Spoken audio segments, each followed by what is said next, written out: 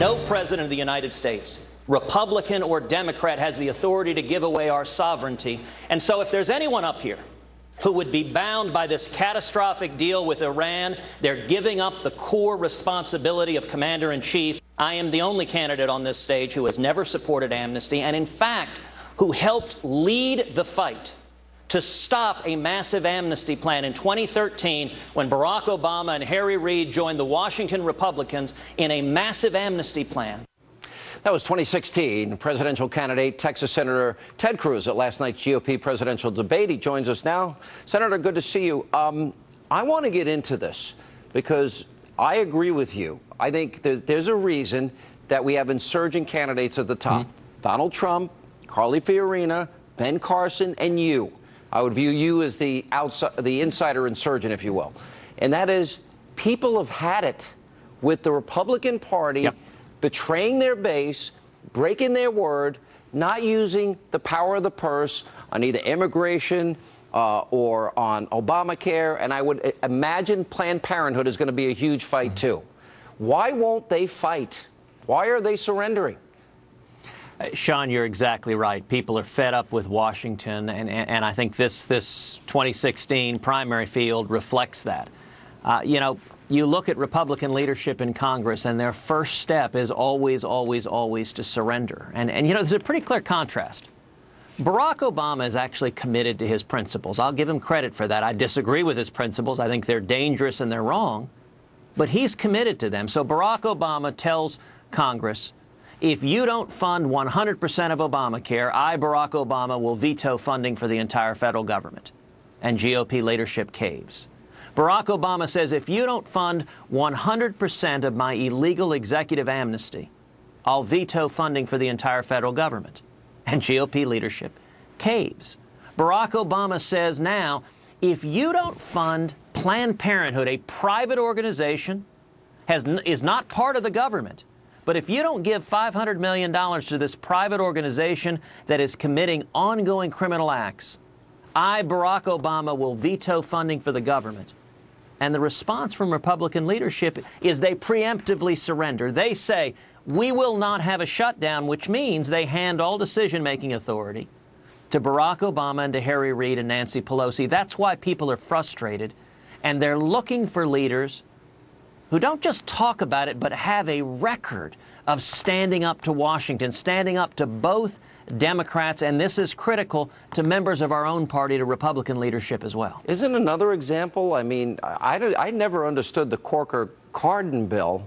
Doesn't the Constitution talk about a two-third majority in the Senate over treaties? Shouldn't they have defined this as a treaty and not let the president get away with defining it as not being a treaty? Absolutely, Sean. It made no sense. The Senate gave up our constitutional authority to ratify this as a treaty. And right now, leadership doesn't want to win this fight. We've had a series of show votes. But I laid out last week in a long letter to Leader McConnell and Speaker Boehner a plan of attack to actually win, to stop this Iran deal. Number one, for Republican leaders in both chambers to conclude that the president had not submitted the entire deal because he didn't hand over the side deals. There are a couple of side deals dealing with inspections. And under the terms of federal law, actually under Corker-Cardin, until the full deal is submitted and 60 days have expired, it's illegal for President Obama to lift the sanctions. Then why don't they do that? Why don't they enforce the law as it's written? And it very specifically says yes. Any other amendments or annex indicators in this thing. Why don't they hand over the whole deal? Then the clock starts. Because they don't want to win. Their sole object is that they were grinning ear to ear because we had the votes this week, and the votes, the Democrats, by and large, all voted with Obama on this catastrophic Iranian deal, and Republicans voted against it. And from their view, okay, we've got a political show vote. That's all that matters. How about we use every constitutional power we have? And let me note right now, we're heading into a funding fight on September 30th. If Republican leadership actually meant what we're telling the American people, that this is the single greatest national security threat facing America, that the Ayatollah Khamenei with a nuclear weapon could murder millions of Americans or Israelis or Europeans, then we would use our constitutional authority to stop it. We would pass a continuing resolution that says no funds may be used to administer this catastrophic deal. You could do it on all these things. All right, here's my Absolutely. question. So I'm watching the WWE debate last night. You said this about it, you said that about it, and I find myself frustrated because I wanted to hear more from you. You did not get anywhere near the time of other candidates. I wanted to hear more from Marco Rubio, more from maybe Scott Walker, who got probably the least amount of time. What is your reaction to, do you think this is a helpful process? Would you do it differently? Well, listen, I am encouraged by what we're seeing in the primaries across the country. The debates themselves, the moderators are looking for clash. They're looking for a food fight. They're trying to turn it into Jerry Springer. I mean, I really was waiting to see if they would get someone to actually pick up a chair and throw it. I was waiting for a chair to go flying. Here's what I want. How do you are viewed as an insurging candidate? Mm-hmm. How do you break through to that now top tier as you sit in the second tier right below in the top four? Well, you know, we're right now, nationally, we're polling number 4 nationally. I'm number 3 in Iowa. We're polling near the top in both New Hampshire and South Carolina. You know, our focus is very much playing the long game. We're building a grassroots team. We have united conservatives on the ground, particularly in Iowa, New Hampshire, South Carolina, and then all through the Super Tuesday states, the so-called SEC primary. Our focus right now is on grassroots, number 1, and then fundraising.